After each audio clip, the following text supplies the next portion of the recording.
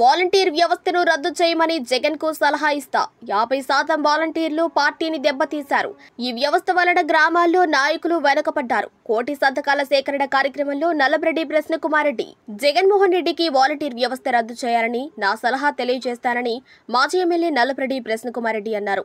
ఆదివారం కొడవలూరు మండలంలోని తాటాకుల దిన్న గ్రామంలో కోటి సంతకాల సేకరణ కార్యక్రమంలో ఆయన మాట్లాడారు. ఈ సందర్భంగా ఆయన మాట్లాడుతూ చంద్రబాబు తన స్వలాభం వ్యాపారాలు పెంచుకునేందుకు మెడికల్ కాలేజీలు ప్రైవేటీకరణ చేస్తున్నాడని అన్నారు.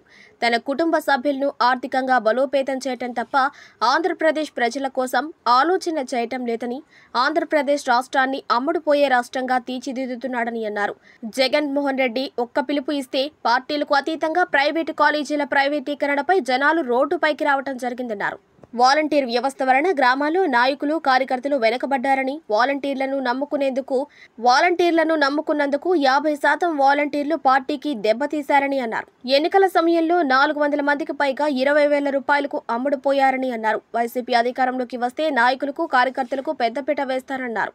5 మండలాల నాయకులు కార్యకర్తలు ఈ కోటి సంతకాల కార్యక్రమం పూర్తి చేసుకుని ఆ యొక్క పేపర్లను 3వ తేదీ సాయంత్రానికి కోవూరు కార్యాలయానికి చేర్చాలని నాయకులను ఆదేశించారు. 5వ తేదీ కోవూరు పార్టీ ఆఫీస్ నుండి జెండాను ఊపి కాకాని గోవర్ధన్ రెడ్డి కార్యాలయానికి చేర్చడం జరుగుతుందని అన్నారు. ఈ కార్యక్రమంలో మాజీ డీసీఎంఎస్ చైర్మన్ వీరి చలపతిరావు, నియోజకవర్గ పరిశీలకులు అనిల్ బాబు తదితరులు పాల్గొన్నారు.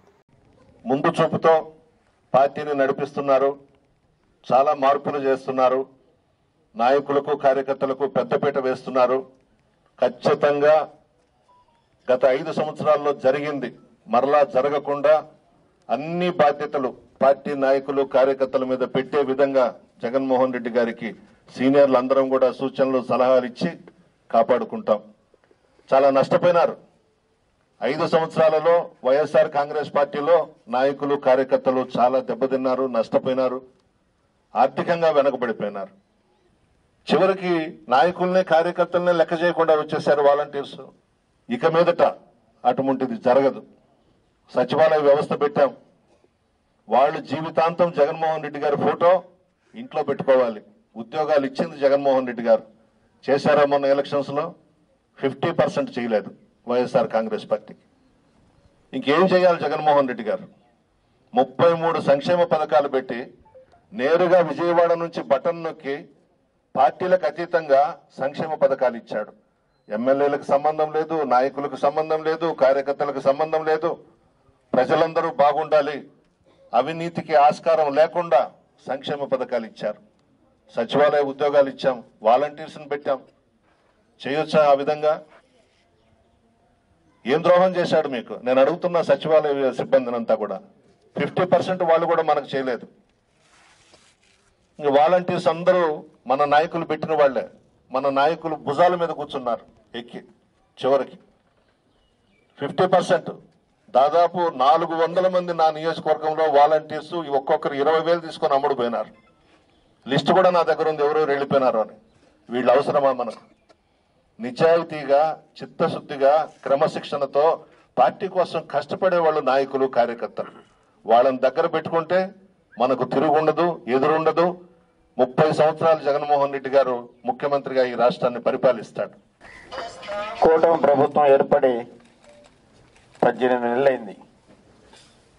మరి ఎలక్షన్ మేనిఫెస్టోలో సూపర్ 6లు 7లు అని చెప్పుకొని మరి ఏది కూడా పూర్తి చేయకుండా పథకాలన్నీ పక్కన పెట్టి మరి గతంలో ఉన్నటువంటి ముఖ్యమంత్రిగా ఉన్నటువంటి వైఎస్ జగన్మోహన్ రెడ్డి గారు సాధించినటువంటి 17 వైద్య కళాశాలను ప్రైవేటీకరణ చేయటకు ఈరోజు కూటమి ప్రభుత్వ నాయకులు శ్రీకారం చుట్టారు. మేము ఒకటే అడుగుతా ఉన్నాం, మీరు ప్రజలకి అబద్ధాలు చెప్పి అధికారంలోకి వచ్చి ఏ ఒక్క సూపర్ 6 అని చెప్పుకుంటా ఉన్నారు, కానీ ఒక్క పథకం అయినా ఈ రోజుకి కూడా ఫుల్ఫిల్ చేయనటువంటి పరిస్థితి కూటమి ప్రభుత్వ నాయకులది.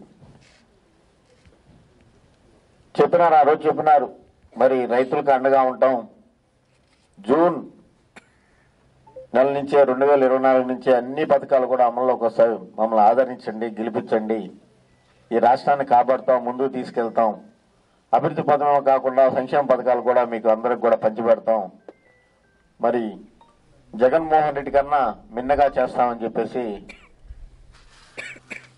ఒకరు ఇద్దరు కాకుండా అందరూ కలిసి రకరకాల ప్రచారాలు చేసినారు. సరే, ప్రజలు నమ్మినారు. మరి ఏ విధంగానో ఒకసారి మరి వీళ్ళు అందరం ఎక్కినారు, కుర్చీలో కూర్చున్నారే కానీ ఏదైతే చెప్పిన వాగ్దానాలు మర్చిపోయి ఆ రోజు చెప్పినటువంటి వాగ్దానాల్లో మరి రైతుల గురించి చాలా ఎక్కువ చెప్పినారు. ఈ రోజే ఒక పథకం స్టార్ట్ చేశారు. మరి ఏ విధంగా రైతుల ముందుకు పోతున్నారో